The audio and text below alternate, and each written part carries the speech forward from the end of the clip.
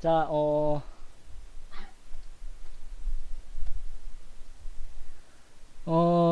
시점 변화, 얼굴 측면에서 먼저 윗면과 아랫면을 해석을 해야 된다는 겁니다. 그래서 아랫면에 해당하는 부분들이 아래에서 바라보는 시점에서는 많이 보여지게 되고, 윗면에 해당하는 애들이 위에서 바라보면 많이 보여진다는 얘기가 됩니다. 그래서 완전 측면에서의 이미지가 굉장히 좀 중요해지겠죠. 뭐 여기 이런 게 있습니다. 면적인 해석을 통해서 명암을 면의 꺾임이 명암을 만드는 거니까요. 그래서 빛의 개념을 같이 생각하면서 명암을 만들면서 채색까지 같이 넘어갈 수 있는 방향이 된다라는 겁니다. 안구인데, 안구가 튀어나와 있다는 그 부분에 대한 표현인 건데,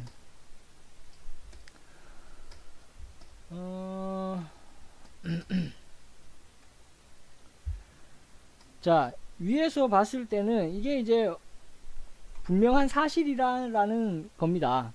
위에서 보면, 요거 아까 설명하다 말았는데,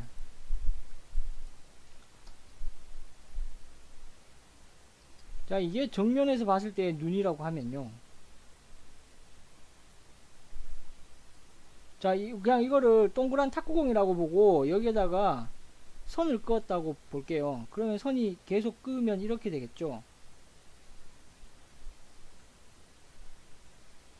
자, 이런 얘기입니다. 이게 이제 가운데는 수평이 될 것이고요. 그러면 아래에서 위를 바라본 방향으로 가면 눈이 이렇게 보여지게 된다는 얘기가 되는 겁니다. 그러니까 윗눈 꺼풀은 둥그러지는데 아랫눈 꺼풀은 덜 둥그러진다라는 얘기죠.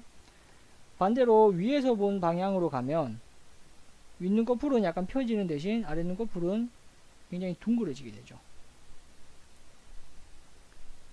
자, 이게 그 사실이라는 겁니다. 안구가 튀어나와 있으면서 발생하게 되는 어쩔 수 없는, 누구도 토론할 수 없는 사실이라는 거죠. 그래서 이 부분을 바탕으로 요 원리를 바탕으로 해서 이제 그 시점 변화에서의 눈의 그 형태 변화를 계산해 나간다라는 얘기가 되는 겁니다. 자, 그러면 한번 저 같은 경우에 이제 어떻게 해석해 나가는지에 대한 부분들을 간단하게 얘기를 드릴게요. 저는 이번에 뭐 피드백에서도 제가 드렸던 내용인데, 눈을 그릴 때 가급적이면 제가 얘를 수평으로 해라 라고, 이 눈입니다. 눈 이렇게 얘기를 드리는 이유는 얘가 이제 위에서 보게 되면, 위에서 본 시점이 되면 약간 올라갈 수도 있어요. 올라갈 수도 있고, 그러면서 더 펴지죠. 이 각이요. 이 각이 저는 어떻게든 더 펴지게끔 만듭니다. 그렇게 되면 더 눈이 둥그러질 수밖에 없죠. 뭐 더 둥그러질 수밖에 없다라고 할 수는 없겠지만, 의식적으로 이 아랫 눈꺼풀을 더 둥글게 잡아요. 조금 더 둥그러졌죠, 그죠? 자, 이런 식으로 잡게 되면 요거를 약간 위에서 본 시점의 눈으로 활용을 저는 한다는 거예요. 그러니까 차이는 눈썹이 조금 더 가까워지겠죠. 눈썹이 가까워지게 되는 이유는 미간면에 있죠. 미간면이 아까 전에 완전 측면에서 봤을 때 아랫면에 해당하잖아요, 그죠? 위에서 바라보게 되면 아랫면이 적게 보이죠. 길이가 짧아진다는 얘기가 되는 거예요. 그러니까 미간의 길이가 짧아진다는 얘기는 곧 눈과 눈썹 간의 간격이 좁아질 수밖에 없는 현상이 생기게 된다라는 얘기가 되는 겁니다. 그래서 제가 얘를 수평으로 잡고자 하는 이유는 그런 거예요. 나중에 앵글이 바뀌었을 때 내가 조금 더 편하게 접근하려고. 만약에 그 아래에서 보기도 마찬가지죠. 아래에서 봤을 때, 아래에서 보면은 저는 이 선을 내려요. 얘를 조금 더 꺾어줄 수도 있겠죠. 얘가 내려온다는 말 자체가 이 각이 평시점보다 좀 더 꺾일 수밖에 없다는 게 되겠죠. 그죠? 그렇죠. 그래서 살짝 더 내리기도 하고, 그렇게 되고 눈은, 아래 눈꺼풀은 생각외로 그렇게 둥글게까지는 처리는 하지 않아요. 그렇다고 해서 뭐 수평이나 이런 식으로까지 또 가지는 않죠. 자, 이렇게 해서 들어가고, 아래에서 보는 거니까 미간면이 많이 보여지면서 눈썹과 눈의 거리 차이가 더 벌어지게 되겠죠. 그러니까 이런 어떤 그 계산을 하기 위함이에요. 쉽게 그 변화를 줄 수 있고, 너무 많은 걸 뜯어 고치는 방식이 되면, 그러니까 앵글이 바뀌거나 각도를 바뀌었을 때 눈코입을 너무 많이 뜯어 고치는 방식이 되면, 그러면 캐릭터를 닮게 유지하는 것도 그만큼 힘들어질 수밖에 없다는 것이 되죠. 그래서 정말 필요한 선에서만 딱딱딱 움직이고 말겠다라는 거예요. 그냥 저는 뭐 그렇습니다. 자, 그렇고요. 뭐 눈의 경우는 이러하다라는 겁니다. 코 같은 경우는 요래놓고 나중에 이제 눈, 코, 입 다 조합해서 한번 들어가 볼게요. 코 같은 경우에는 굉장히 좀 사소한데, 그 코는 뭘 그릴 게 있냐라고 한번 봐야 돼요. 코를 다 디테일하게 그리면, 저 같은 경우에는 코에서 좀 많은 걸 표현하려고 하는 편인데, 코에서 절대 빼먹을 수 없는 거는 일단 콧구멍이에요. 아니 이렇게 볼 수도 없어요. 사실 콧구멍도 안 그릴 수도 있거든요. 코의 명암을 우선시하거나, 코 명암을 우선시하거나, 아니면 표현적으로 가면 뭐 둘 다 표현이라고 할 수도 있으니까 뭐 표현이라고 단정 짓지는 않을게요. 콧구멍이나 코 명암 요런 쪽으로 빠질 수가 있다라고 봐요. 그러니까 코 명암을 좀 강조하듯이 들어가면 콧구멍도 안 그려요. 이거는 필요도 없는 게 되는 거예요. 그러니까 코에서 사실 그릴 수 있는 게 거의 없어요. 너무 디테일하게 그리면 그릴수록 조금 부담스럽게 느껴질 수도 있거든요. 그래서 보통 저 같은 경우에는 코를 많이 그리는 편이라, 손을 많이 대는 편이라, 가급적 최대한 코에 손을 좀 덜 가게끔 해야겠다라고 좀 생각하고 있기는 합니다. 그러니까 뭐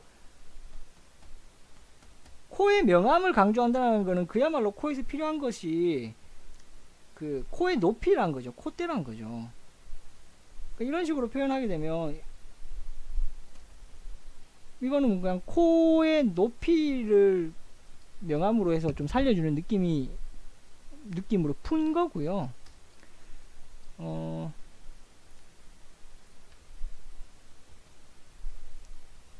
그냥 콧구멍을 잡아줘도 되죠. 뭐 콧구멍에다가 뭐 여기 이렇게 명암까지 살짝 곁들여 줄 수도 있는 건데, 뭐 이 정도만 되면 사실 뭐 코에서 그릴 수 있는 건 다 그렸죠. 뭐 여기다가 뭐 코 볼 그리고 뭐 미간 쪼개고 막 이렇게 되면 좀 많이 부담스럽게 팠다라고 볼 수 있겠죠. 그래서 코 같은 경우에는 내가 어느 정도 선까지 표현을 좀 해볼까, 그런 거를 그런 거에 대한 고민 한번 해볼 필요는 있어요. 저는 일단 코는 분명하게 그 눈이 있으면요. 자, 눈이 끝나는 지점에서 약간의 면이 있습니다. 약간 면을 띄우고 여기에서 콧대가 나옵니다. 요 지점이 하이라이트가 떨어지는 지점이에요.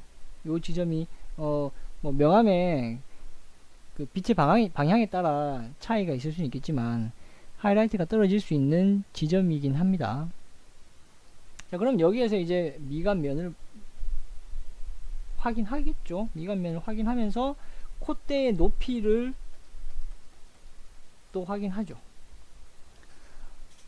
기본적으로 저는 코가 꺾여 있는 그거를 약간 요렇게 봐요. 뭐 이거는 그냥 그 코를 설명하는, 코를 면적으로 해석한 그런 자료들에서 확인할 수 있는 부분이긴 합니다만, 저는 약간 요렇게 코의 형태를 보고 있어요. 이거를 이런 면들을 다 살려버리면 여자 캐릭터에서는 감히 이런 걸 살릴 수는 없죠. 여자 캐릭터는 코에서 많은 걸 표현하려고 하지 마세요. 남자 돼요, 남자. 이미지가 세져요. 남자 같은 경우에는 뭐 전형적으로 그냥 베가본드 다케이코 이노우의 그림의 영향을 받았다고 봐야겠죠. 뭔가 뭐 강렬하잖아요. 그런 느낌들을 떠올려 보시면은 조금 이해가 빠르실 거라고 생각이 되네요. 그래서 남자 캐릭터 같은 경우에는 코를 이런 면으로 나눠서 잡아 들어가고, 필요에 따라서는 여기에 이제 명암들을, 면의 꺾임을 판단하면서 명암들을 살리는 경우도 있어요. 뭐 물론 그림이 어느 정도 커야만이 가능한 거겠죠. 그림이 작으면, 크기가 작은데 이런 걸 다 표현한다는 건 말이 안 되니까요. 그렇고 여자 캐릭터를 그리게 되면 저는 어떻게 접근하냐면, 아무것도 많이 손 대려고는 안 하는데,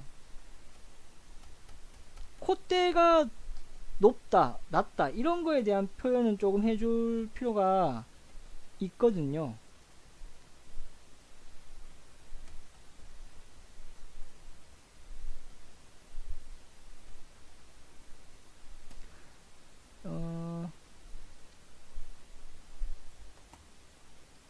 남자 같은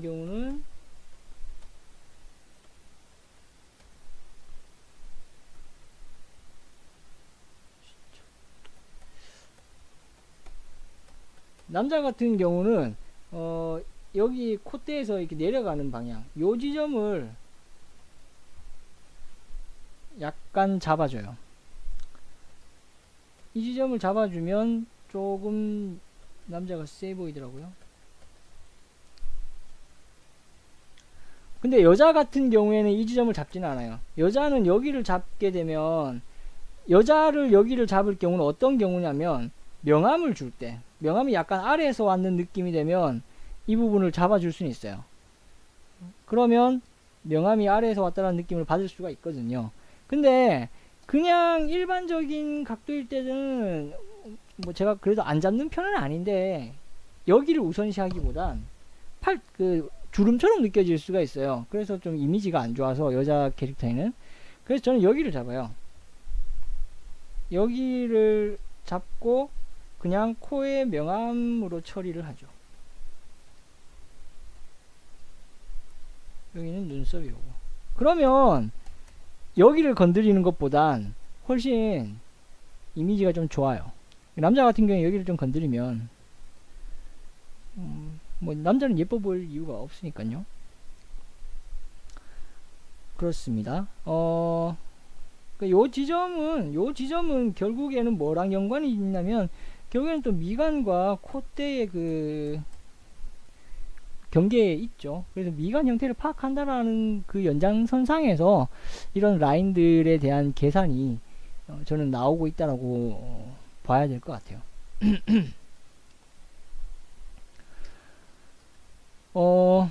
그 여자 캐릭터는 제가 실제 그 작업이 들어가면서는, 연재 작업을 들어가면서는 여자 캐릭터에 대한 거는 사실상 뭐 제가 표현하고자 하는 욕심들은 다 그냥 내다 버렸어요. 그냥 좋은 게 좋은 거다. 뭐 제가 표현하고 싶은 욕심껏 다 표현하게 되면 과해지면서 여성미가 사라지는 경우가 좀 생기더라고요. 그래서 고민도 좀 많이 했었고, 다른 작가들 그림들을 많이 봤는데, 사실 뭐 여자를 예쁘게 그린다라는 것 자체가 굉장히 좀 어려운 일이기도 하고요. 그것만으로도 엄청난 경쟁력이라고 저는 개인적으로는 생각을 하거든요. 그래서 제가 느꼈던 건, 너무 사실적으로 접근하려고 하지는 않고 예쁘게 만들기 위해서 정말 애를 쓰고 있구나라는 느낌을 좀 받았어요. 그래서 좋은 게 좋은 거다라는 식의 생각으로 여자 캐릭터는 절대 과한 표현보다는 그냥 이미지가 최대한 좋게 나오는 선에서 말이 되든 안 되든 그걸 생각하진 않는다라는 거죠. 너무 현실적으로 접근하기보단 그냥 뭐 이쁘게만 가자, 그렇게 생각을 했습니다. 그렇다 보니 이제 뭐 방금 얘기 드렸던 코나 이런 얼굴 면과 관련된 그런 것들은 많이 표현을 줄였고, 오히려 표현을 많이 하게 되는 부분은 눈 쪽에서의 어떤 디테일, 저는 이게 굉장히 좀 어려웠었어요. 제가 뭐 윗눈 거풀을 두껍게 잡으세요라고 강조를 많이 하고 있었지만, 사실 저도 이거 윗눈 거풀 두껍게 잡는 걸 굉장히 좀 귀찮아하긴 했습니다. 근데 뭐 여자 캐릭터 예쁘게 그린 그림들을 보니까 이게 윗눈 거풀은 뭔가 손이 진짜 많이 가세요. 속눈썹 다 하고 뭐 하여튼 좀 예쁘게 하려고 좀 많이 터치가 갔더라고요. 그래서 그때부터 좀 윗눈 거풀, 여자 같은 경우에는 눈썹이나 뭐 눈이나 이쪽으로는 좀 더 많이 신경을 써서 터치를 많이 살리는 편이고, 나머지 얼굴 면 쪽으로는 터치를 최대한 자제하죠. 최대한 자제하고, 코도 작고 입도 작고 최대한 그냥 예쁘게. 입도 크면 안 돼요, 여자 캐릭터는. 입도 크면 좀 그거예요, 남자 같아져요. 하여튼 그렇습니다. 그래서 지금 제가 여기서 강조드리고자 하는 거는 코에서의 어떤 생김새에 대한 얘기죠. 면이 이렇게 되어 있다라는 거고, 포인트로 봐야 될 부분은 완전 측면에서 봤을 때 딱 요 지점이죠. 요 지점, 미간이 꺾여 있는 것과 코가 튀어나와 있는 요 면, 그게 이제 이런 형태의 면으로 처리가 된다라는 겁니다. 거기에 대한 얘기를 드리려고 한 거예요. 자, 근데 그걸 이제 남자를 표현할 때 저는 이제 뭐 이런 면적을 최대한 살려서 하는 경우도 있고, 여자 같은 경우에는 여기에서 최소한으로 필요한 부분만 잡아서 처리한다, 뭐 이런 식이었습니다. 입 같은 경우는 뭐 거의 뭐 그 전에 시간에 하면서 입은 얘기를 했으니까, 뭐 표정하면서 얘기를 드렸으니까 뭐 눈과 거의 흡사하죠. 눈과 흡사하기 때문에 뭐 그렇게 보시면서도 그냥 들어가시면 될 것 같고, 입 뭐 입은 뭐 그렇습니다. 자, 이제 그러면 본격적으로 이제 시점을 바꿨을 때 어떻게 들어가야 되는지에 대한 얘기를 한번 해볼게요. 자, 우선 시점을 아까 전에 얘기 드렸던 공식대로 그냥 갑니다.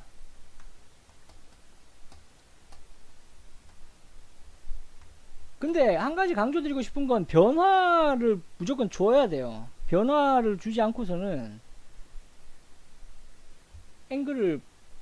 각도가 바뀌기가 쉽지가 않죠. 변화를 주지 않으면 각도는 절대 안 바뀌어요. 그 변화라고 하면 아까 전에도 얘기했듯이 윗면과 아랫면의 크기 차이입니다. 자, 아래에서 본 각도를 먼저 한번 잡아볼게요. 자, 아래에서 본 각도를 가면 기본적으로 아랫면이 많이 보여지게 됩니다. 윗면은 길이가 짧아져요. 자, 그러면 이마 길이가 짧아집니다. 이마 길이 짧아지고 미간이 길어집니다. 미간이 길어지게 되고 코의 윗면이 짧아져야 됩니다. 코의 윗면이 무조건 짧아져야 됩니다. 코의 아랫면이 많이 보여져야 되죠. 자, 입 같은 경우에는 이제 인중면이 짧아지고 윗입술이 두꺼워져야겠죠. 인중면이 짧아지고 윗입술이 두꺼워지게 됩니다. 아랫입술이 약간 짧아진다라고 하면 아랫입술의 밑면에 해당하는 부분이 넓어지죠. 턱 잡고 대충의 뭐 경계를 보면 되겠죠. 자, 이렇게 됩니다. 자, 여기서 우리가 확실히 극단적으로 좀 그 차이를 분명하게 봐줘야 될 부분은, 자, 미간 길이와 콧등의 길이와 코 밑면의 길이입니다. 바뀌어버렸죠. 완전히 바뀌어버렸죠. 그러니까 코의 윗면의 길이가 완전히 그냥 줄어버렸다는 거예요. 자, 자기가 만약에 시점 변화를 주려고 했는데 이 길이의 변화가 안 생겼다라고 하면 시점 변화를 주는 거에 그냥 1차적으로 실패했다라고 보면 되는 거예요. 이 길이의 변화가 안 생기면 시점 변화는 절대 느껴지지가 않아요. 자, 그러면 일단 이런 길이 변화를 먼저 줬습니다. 자, 그 다음에 해야 될 건 뭐예요? 그 다음은 눈, 코, 입이, 자, 코는 그리면서 이렇게 튀어나왔다는 느낌을 표현을 했고요. 눈과 입에서도 튀어나와 있는 느낌을 살려야 된다는 거죠. 자, 그래서 눈 같은 경우에는 아까 전에 경우로만 보면, 자, 눈이 윗눈꺼풀이 둥글고 아랫눈꺼풀은 덜 둥글게 나와야 된다는 겁니다. 이것도 둥글고 이것도 아랫눈꺼풀이 덜 둥글어야 됩니다. 자, 입술도 마찬가지겠죠. 입술도 기존에 우리가 알고 있던 평시점에서의 입술보다 더 둥글게 묘사가 되어져야 되기 때문에, 그렇기 때문에 이 선이 좀 처집니다. 자, 이게 뭐 평시점에서 이렇게 그려버리면 입술이 밑으로 내려온 것처럼 느껴지겠지만, 아래에서 본 시점일 때 이런 식으로 처리를 해주면 입이 그만큼 튀어나와 있는 느낌이 들게끔 됩니다. 자, 그래서 내가 기존에 그리던 입보다는 조금 더 내려오는 느낌으로 처리를 해주죠. 그런 식입니다. 자, 그러면 미간이 넓어진 만큼 당연히 눈썹을 연결하면 간격이 넓어지게 되는 거고요. 그 전에 또 얘기 드렸던 거, 외곽선, 얼굴 외곽선 잡을 때 저도 이렇게 보면 정말 계산적이다는 느낌이 드네요. 자, 얼굴 그릴 때 저는 항상 입술을 기준으로 외곽선을 처리해요. 입술을 기준으로 외곽선을 처리하는데, 일반적으로 저는 입술이 끝나는 지점에서 꺾어서 잡아줘요. 이거를 이제 위에서 본 시점이면 입술이 약간 이렇게 보여지겠죠. 그러면 요 입술보다 좀 더 윗선에서 꺾어 내려오고요. 아래에서 본 시점이 되면 입술은 더 둥그러지면서 이 입 끝쪽보다 조금 더 아래에서 면을 꺾어주게 됩니다. 뭐 그렇게 되면 이제 턱선에 변화들이 생기게 되겠죠. 지금 같은 경우에는 아래에서 본 시점이니까 턱을 입술 아래쪽에서 꺾어줍니다. 뭐 지금은 그냥 대충 했습니다. 자, 이럴 때의 광대뼈의 위치가, 가장 돌출된 광대뼈의 위치가 어느 지점쯤이다 라는 것을 파악해 주는 것은 얼굴 면을 처리해 나가는 과정에서 굉장히 좀 중요하게 작용할 수 있을 것 같아요. 요 지점 튀어나온 지점들입니다. 자, 그렇게 되면 귀는 자연스레 귀는 아래로 내려가야 됩니다. 자, 귀는 아래로 내려가야 됩니다.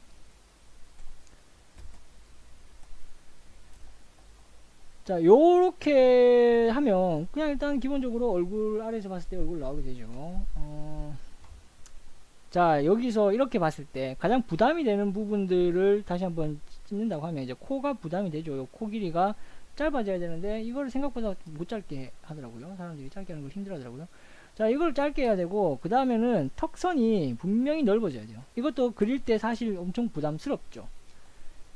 사각형의 얼굴이 나오게 된다라고 생각을 하면, 그런 이미지 잘 그리고 싶어 하지 않으니까요. 근데 뭐 그리다 보면 처음에는 여자 캐릭터를 아래에서 본 시점으로 그리기 정말 어렵습니다. 사각턱처럼 나오면서 골격이 세게 느껴지기도 하고 남자 같아지기도 하고 좀 이럴 문제가 좀 생기긴 합니다. 그래서 지금 당장 이제 턱이 내려오면서 이렇게 턱선이 넓어지는 이 변화, 이 자체가 아래에서 본 시점에 작업을 할 때 굉장히 좀 부담이 되는 부분이에요. 그 다음에 이제 귀죠. 귀.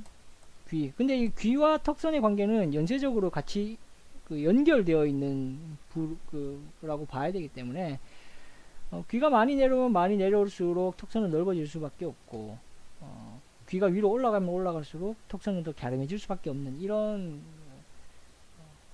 상황이라고 보면 돼요. 귀와 턱선은. 그 외에는 이제 뭐 더 둥글게 하자, 더 튀어나온 느낌으로 처리하자, 이런 식으로 접근해주면 되는 문제라고 보고요. 자, 일단은 이제 그런데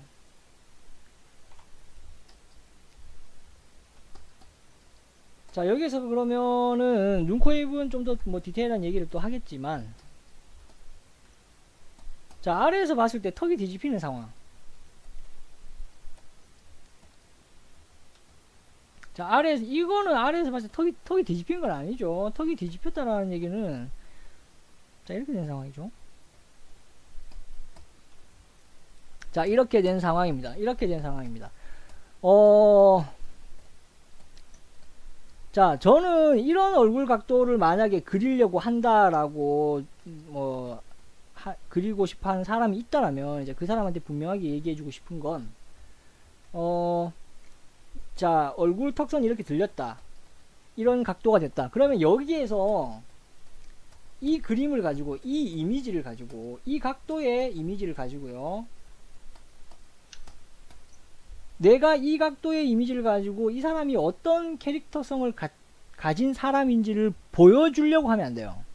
자, 이 각도의 이미지에서 이 그림을 본 사람이 알 수 있는 건 이 물체가 사람이다라는 것밖에 몰라요. A라는 사람인지 B라는 사람인지 파악은 못해요. 그냥 아, 사람이구나. 눈, 코, 입이 있는 걸로 봐서 사람이구나 라고 판단할 수밖에 없다는 거예요. 그러니까 뭐 주인공 남자를 멋있게 보여주기 위해서 이 각도를 그려야 할 이유는 없다라는 얘기가 되는 겁니다. 자, 왜 그러냐면 턱이 뒤집혀 버렸다라는 상황은 코도 뒤집히고요. 아랫눈꺼풀, 눈의 아랫눈꺼풀도 뒤집혀요. 입도, 자, 입술과 코 면 붙게 되고요. 입술과 코의 면이 붙게 되고요. 아랫입술 굉장히 두껍죠. 눈 뒤집히죠. 이마 길이는 거의 실종됩니다. 이마 길이는 거의 실종되면서 자, 이렇게 떨어지게 됩니다. 코의 라인이, 코끝의 라인이 눈보다 더 위로 올라가게 될 수도 있는 상황이 발생하고요. 결정적으로 여기에서 가만히 정말 서 있는 사람을 그린다고 하면 고개를 들었는 게 아니라 서 있는 사람을 정말 이 각도에서 아래에서 봤다라고 하게 되면 몸통이 먹습니다. 목을 먹습니다. 아래에서 본 시점일 때 목이 안 보여질 확률보다는 목이 보여질 확률이 더 많습니다. 그 아래에서 본 시점일 때 목이 안 보여진다라는 말은 몸통에 의해서 목이 안 보여지게 되는 경우가 생기는 그 시점을 말하는 건데, 그 시점일 때는 턱이 뒤집힐 수밖에 없다는 얘기가 되고, 턱이 뒤집힌다라는 얘기가 되면 여기에서 내가 이 그림을 가지고 보여줄 수 있는 건 얘는 사람입니다 라는 것밖에 안 된다는 거예요. 여기에서 얘는 어떤 사람인데 어떤 표정을 짓고 있고 그런 거에 대한 거는 알려줄 수가 없어요. 어떻게 알려줍니까? 사람이 가지고 있는 가장 기본적인 그것만 보여줄 수밖에 없는데, 그러니까 눈, 코, 입을 묘사하기에 면적이 너무 좁다는 얘기예요. 그리고 우리가 생각하는 이미지를 완전 깨죠. 코가 눈보다 더 위에 있고 코와 입술이 붙어 있고 뭐 이렇게 돼 버리니까요. 자, 그렇기 때문에 턱이 뒤집히는 상황으로 내가 그렸다. 그렇게 되면 나는 그냥 사람을 그리고 있다 라는 느낌으로만 그림에 접근하면 됩니다. 아, 주인공처럼 생기려면 이렇게 하면 안 될 것 같은데 라고 고민이 든다면 이 각도를 하지 마세요. 그렇습니다. 그래서 턱이 뒤집히면 사실상 다 끝났다라고 보면 됩니다. 턱이 뒤집히면 사실상 다 끝났습니다. 내가 여기서 뭘 더 알려줄 수는 없습니다. 캐릭터의 특징 이런 것들을 차이를 주기가 너무 힘들어진다 이 얘기입니다. 그래서 이런 경우는 웬만하면 뭐 누워있는 사람을 그리는 상황이 아니면 이런 상황의 그림을 그릴 일이 잘 있을까 싶네요. 누워있는 사람, 쓰러져 있는 사람, 자는 사람 뭐 이런 종류라고 봐야 될 것 같네요. 그래서 턱선 함부로 뒤집지 마세요. 뒤집을 거면 확실히 책임지시고요. 그런 얘기였고, 자, 그러면 좀 더 눈, 코, 입에서 좀 더 디테일하게 안으로 한번 들어가 볼게요. 요까지 하고 30분 하고 끊고 그 다음에는 위에서 봤을 때로 하고 해야겠네요.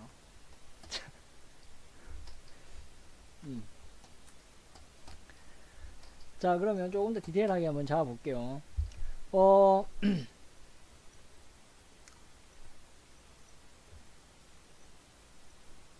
자, 이런 식으로 뭐 얼굴을 좀 대충 잡아요. 대충 잡으면 역시 정면 먼저 좀 해볼게요. 정면 먼저 하고 측면 다시 한번 더 해보겠습니다. 수직으로 잡고 눈을 그릴 때 저는 눈을 대충 이런 식으로 하는데, 그냥 제가 기준선을 이렇게 끊는 이유는 그냥 얘가 이렇게 골격적으로 이렇게 통이 있다, 그거를 파악하기 위한 거예요. 여기에 눈이 어떻게 걸쳐질지는 알 수는 없는 부분입니다. 그렇고요. 그러면 자, 일단 한번 볼게요. 저 같은 경우는 아래에서 본 시점을 굉장히 좀 즐겨 그리는 편인 것 같아요. 석고상을 입시 준비할 때 석고상을 그렸는데 석고상을 항상 아래에서 보다 보니까 아래에서 정말 많이 봐서 익숙한 거라고 봐야겠죠. 그래서 좀 더 접근하기가 좀 쉽지 않나라는 개인적인 생각을 해봅니다. 어려울 수 있는 부분은 코입니다. 코. 자, 우선 눈 같은 경우를 먼저 볼게요. 눈을 그리면 아까 전에 얘기 드렸듯이 저는 날카로운 눈매를 가진 캐릭터라고 하더라도 여기서는 최우선으로 둥그러져야 될 수밖에 없어요. 그렇다 보니까 약간 둥글게 윗선을 둥글게 치고 자, 이런 식으로 잡아요. 자, 그리고 전반적으로 아랫눈꺼풀 같은 경우에는 요런 느낌이라기보단 이게 수평이라고 볼 수는 없고요. 약간 요런 느낌.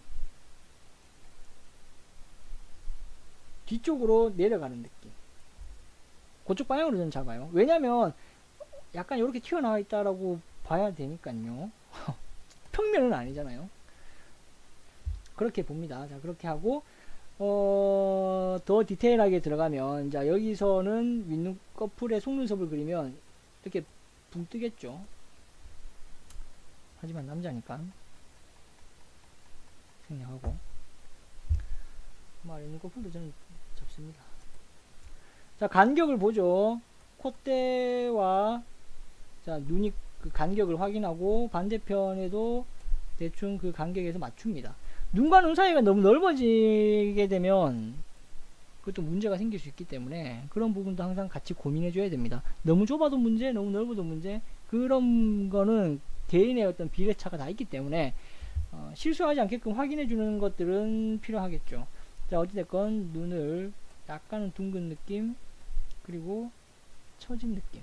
아래에서 본 시점일 때는 있잖아요. 아래에서 본 시점일 때는 눈매가 날카로운 캐릭터는 아래에서 본 시점 그리기가 힘들어요. 둥근 캐릭터의 얼굴 눈이 둥근 캐릭터가 아래에서 봤을 때 그리기가 훨씬 수월해요. 왜냐면 얼마든지 둥글게 하면 되니까. 근데 얘는 좀 날카로운 애는 둥글게 하기가 좀 힘들죠. 위에서 볼 때는 반대죠. 위에서 볼 때는 날카로운 눈매가 그리기가 훨씬 수월해져요.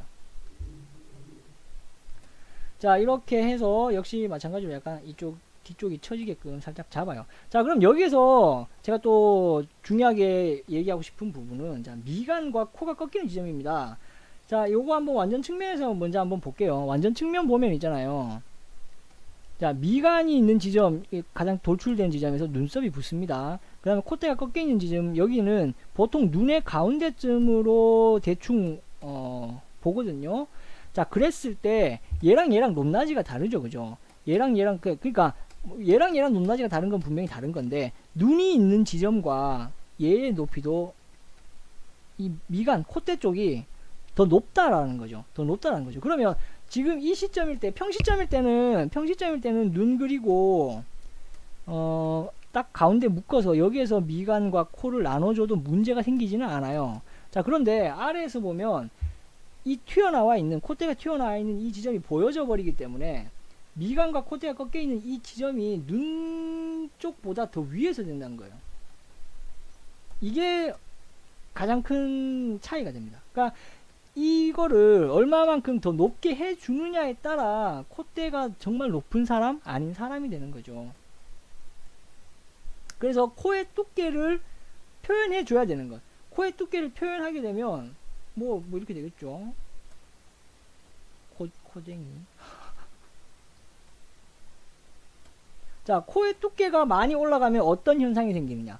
코의 두께가 많이 올라간다는 얘기는 그만큼 미간이 어떻게 됐든 돌출되어 있다는 얘기가 되는 거예요. 미간이 돌출되어 있다는 얘기라는 말은 아래에서 봤을 때 눈썹과 눈의 간격이 멀어질 수 있는 현상이 생긴다는 거예요. 서양인들 같은 경우에 아래에서 본 시점으로 보면 뭡니다. 이건 제가 극단적으로 많이 올렸고요. 확실한 건 눈 가운데보다 미간과 콧대가 꺾여 있는 그 지점이 더 높다라는 겁니다. 그게 포인트입니다. 자, 이렇게 표현을 하더라도 안에서 꺾여 있는 거는 이렇게 꺾이죠. 저는 제 그림을 보시면 항상 이 부분을 표현을 해요. 미간에 미쳐 있어가지고. 자, 그러면 이만큼 올라가면서 미간이 잡히죠. 그럼 여기에서 눈썹이 올라가죠. 자, 요거 한번 연습하실 때 꼭 참고해 보시기 바랍니다. 중요합니다. 그러고 나서 코를, 자, 아까 얘기했듯이 코의 밑면부가 많이 보여진다는 겁니다. 코의 밑면부가 많이 보여지기 때문에 무조건 콧등의 길이와 코의 밑면의 길이 차이 반드시 있어야 됩니다. 자, 그럼 여기에서 가운데 잡고 입이 튀어나와 있으니까 당연히 코와 입이 붙는 면의 그 느낌도 이런 식으로 되어 있을 수밖에 없어요. 여기가 인중 쪽입니다. 그러면 가운데 끊고 여기에서 콧구멍을 잡죠. 자, 그러면 보면 이거는 아래에서 봤을 때 콧구멍의 형태는 콧구멍이 밑으로 처지는 느낌이에요. 콧구멍이 밑으로 처지는 느낌이에요. 그래서 제가 아까 전에 코에 대한 표현을 할 때 코에서 표현할 수 있는 건 콧구멍, 그 다음에 뭐 콧대, 명암 잡아주는 거, 그런 정도 선이거든요. 자, 그럼 만약에 콧구멍만 표현한다고 하면 느낌을 다르게 해줘야 된다는 거예요. 자, 아래에서 봤을 때는 약간 이렇게 처진 느낌, 그죠?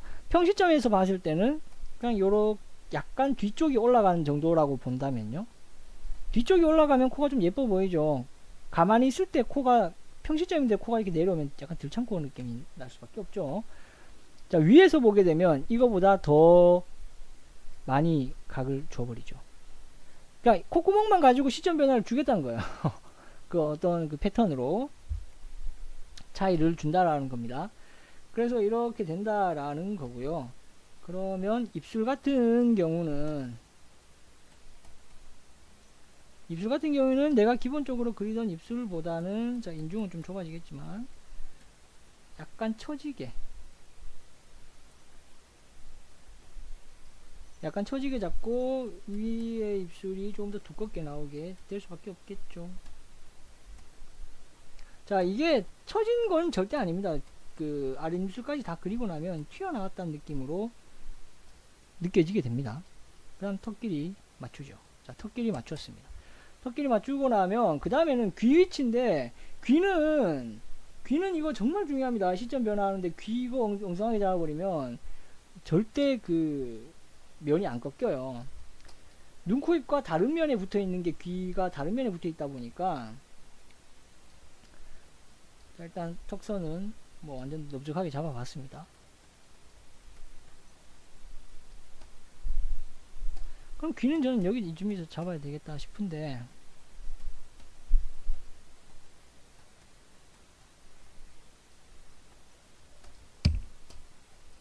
자, 이쯤에다 잡아주면 거의 뭐 입 끝나는 지점까지 귀가 붙게 되죠. 귀가 내려온다는 얘기입니다. 그래서 귀 높이는, 귀의 위치는 수정을 좀 많이 해보셔야지 될 것 같아요. 그러고 난 다음에 두상을 잡죠.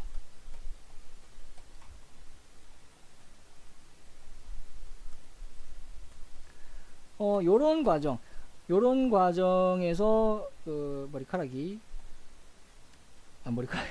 얼굴 형태가 보여지고, 머리카락 같은 경우에는 머리카락이랑 안면부랑 공간이 있기 때문에, 그죠? 공간이 약간 떨어져 있겠죠. 뭐 붙어 있다면 붙어 있겠고, 떨어지면 떨어져 있겠지만, 약간 떨어져 있다라고 하면, 앞이 약간 이렇게 공간이 있어서 떨어지면은, 그러면 머리카락 길이는 좀 더 올라가요. 실제 평시점일 때가 뭐 눈까지 온다라고 하면은, 아래에서 보면 눈보다 좀 더 위로 올라갈 수밖에 없죠. 그렇게 되면 이게 좀 그 볼륨이 있다, 머리카락이 좀 떠 있다, 이런 느낌을 받게 됩니다.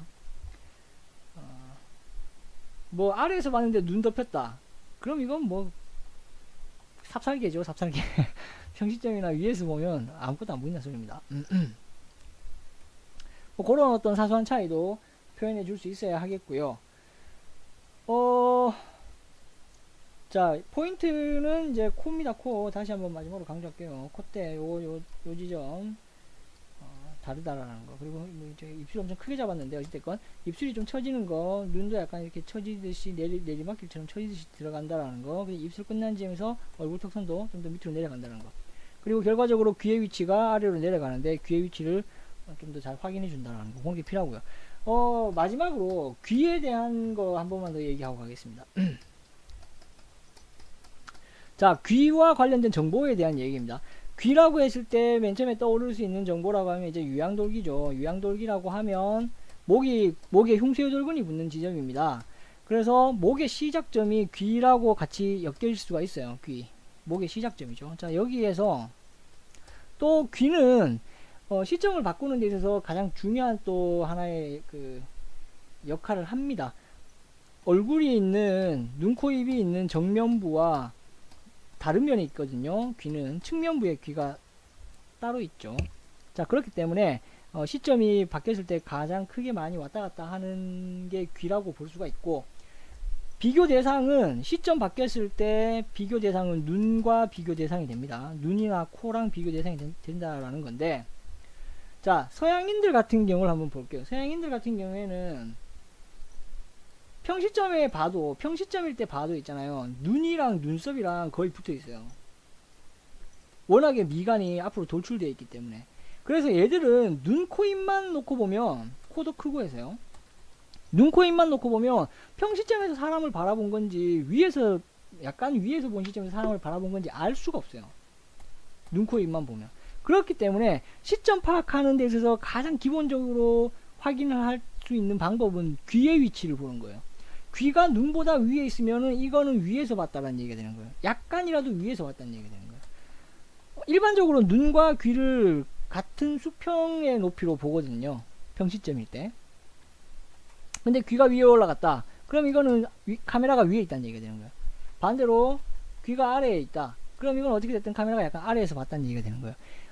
내가 그림을 계산할 때도 마찬가지고, 누군가가 그려놓은 그림을 내가 확인할 때도 마찬가지죠. 저 사람이 지금 어떤 시점에서 그림을 그렸는 건지를 판단하고 싶다면, 그러면 귀의 위치를 파악하는 거예요. 귀와 눈을 비교해놓고 파악하면서 귀가 어느 위치에 있는지를 보고, 아, 저 사람은 지금 위에서 본 시점인데 고개를 숙인 걸 그렸구나. 근데 아래에서 본, 결과적으로는 아래에서 본 느낌이구나. 위에서 아래를 본 각도구나. 귀의 위치를 보니까 눈보다 더 위에 있으니까 이거는 위에서 바라본 시점으로 그렸구나. 이렇게 파악할 수 있고 판단할 수 있다는 얘기예요. 나 역시도 그림을 만들어 나갈 때 내가 약간 위에서 본 각도로 가져야겠다 라고 하면 이 귀의 위치를 가지고 그런 부분들을 좀 명확히 해줄 수가 있죠. 그래서 귀는 이제 시점 파악을 하는 데 있어서 귀를 통해서 그 위치를 보고 파악하고 판단할 수 있게 됩니다. 일단 요 정도 하고 끊고 다른 각도랑 위에서 본 시점을 한번 해보도록 할게요.